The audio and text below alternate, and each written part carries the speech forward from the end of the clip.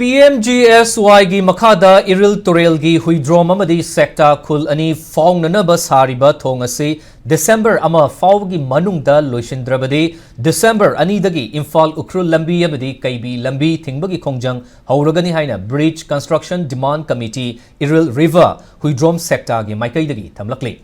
Thong makhong aduda paumi singa unabada committee sigi convener Y Boshan hai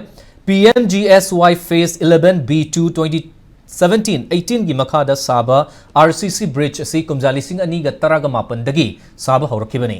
thong asiga nongmatada urep uyung taminakiba itham nungoi gi thongdi chahi anirong gi mamangda saba loiduna lan bahokre aduga Huidrom amadi Sekta gi thong asina machi lengdan leiri haina pendaba fungdoroki Nauna sarakliba thong asigi manakta leiriba hanagi suspension bridge su ka hena fibam sokpana lanthok lansin tawbada khudong thiba thokadra haina miyamna mipaiva faunari haiba wafam bosanna fongdokladuna nauna sariba thong asi athu matamda saba loishinduna miyamgi awaba kokhallu haina mari leinaba singda taksilakli